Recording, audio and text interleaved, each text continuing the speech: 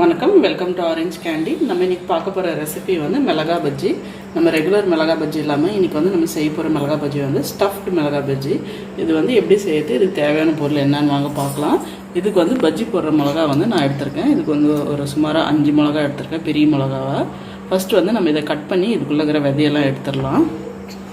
First வந்து நம்ம ஒரு கத்தி வச்சு குறுக்க வந்து ஒரு கட் போட்டுட்டு நம்ம அதுக்குள்ளே இருக்கிற விதையை எடுத்துடலாம். விதை தான் வந்து நம்மளுக்கு காரம் தரும்.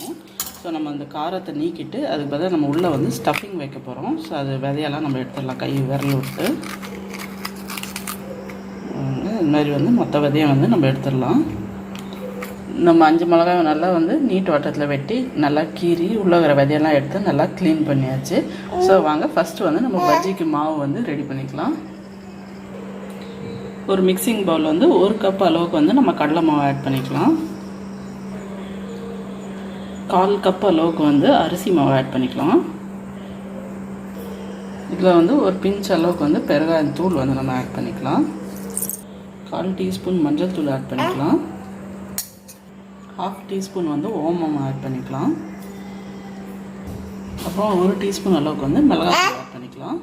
இப்போ இதெல்லாமே வந்து நல்லா கலந்து விட்டுக்கலாம். நம்ம இது கூட வந்து நம்ம தேவையான அளவுக்கு உப்பு ஆட் பண்ணிக்கலாம்.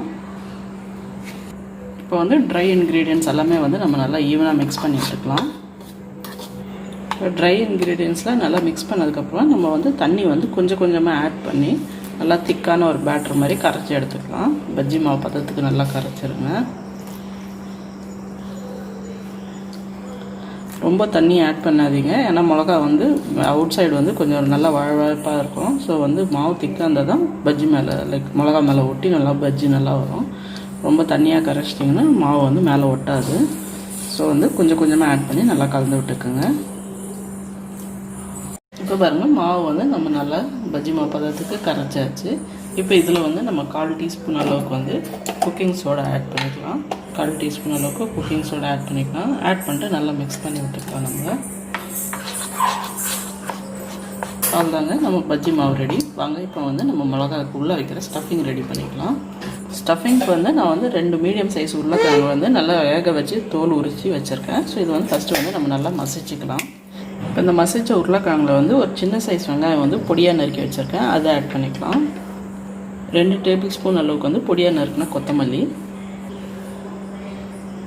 அப்புறமா வந்து 1 பச்சை மிளகாய் பொடியாக நறுக்கி வச்சுருக்கேன், அதை ஆட் பண்ணிக்கலாம். 1 இன்ச்சு சைஸ் அளவுக்கு இஞ்சி பொடியாக நறுக்கி வச்சுருக்கேன், தோல் சீவி, அதுவும் ஆட் பண்ணிடலாம். நம்ம இது கூட வந்து நம்ம இதுக்கு தேவையான அளவுக்கு உப்பு ஆட் பண்ணிக்கலாம். அப்புறமா ஒரு பிஞ்ச் அளவுக்கு வந்து பெருங்காயத்தூள் ஆட் பண்ணிக்கலாம். இப்போ இதெல்லாமே வந்து நம்ம கையால் நல்லா மிக்ஸ் பண்ணி விட்டுக்கலாம். இது கூட வந்து 1/4 டீஸ்பூன் அளவுக்கு மஞ்சள் தூள் ஆட் பண்ணிக்கலாம். இன்கேஸ் உங்களுக்கு பச்சை மிளகாய் வேணான்னா நீங்கள் வந்து மிளகாத்தூள் கூட வந்து ஒரு 1/2 டீஸ்பூன் அளவுக்கு வந்து ஆட் பண்ணிக்கலாம். அப்புறம் ஃப்ளேவருக்காக வந்து 1/4 டீஸ்பூன் அளவுக்கு வந்து ஆம்ச்சூர் பவுடர் ஆட் பண்ணிக்கலாம். இல்லைன்னா நீங்கள் சாட் மசாலா கூட இதில் ஆட் பண்ணிக்கலாம். இதெல்லாம் ஒன்றா கலந்ததுக்கப்புறம் நம்ம ஸ்டஃபிங்கும் ரெடி. வாங்க இப்போ வந்து நம்ம எப்படி ஸ்டஃப்டு மிளகா பஜ்ஜி சுடுறதுன்னு பார்க்கலாம். இப்போ நம்ம ரெடி பண்ண வச்சுருக்க ஸ்டஃபிங் வந்து நம்ம கட் பண்ண மிளகாக்குள்ளே வந்து ஸ்டஃப் பண்ணிக்கலாம். ஸோ பாருங்கள், இந்த மாதிரி நம்ம கட் பண்ணி வச்சுருக்கோம். ஸோ கட் பண்ணதுக்குள்ளே வந்து நல்லா வந்து அமுத்தி எவ்வளோ மேக்ஸிமமாக ஸ்டஃப் பண்ண முடியுமோ அந்த அளவுக்கு வந்து நம்ம ஸ்டஃப் பண்ணிக்கலாம். அப்போ தான் வந்து சாப்பிட்றதுக்கு டேஸ்ட் வந்து நல்லாயிருக்கும்.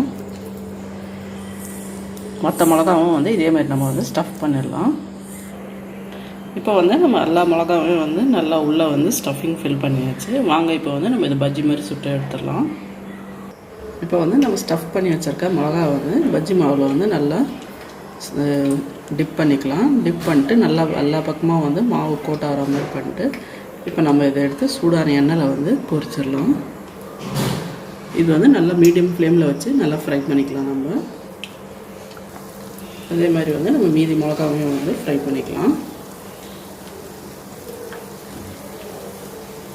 இது வந்து ஒரு சைடு நல்லா வெந்தோன்னா இன்னொரு சைடு நல்லா திருப்பி விடுங்க. இது வந்து நல்லா கோல்டன் ப்ரௌன் ஆகிற வச்சு நல்லா வந்து நம்ம திருப்பி விட்டு சுற்றி எடுத்துக்கலாம்.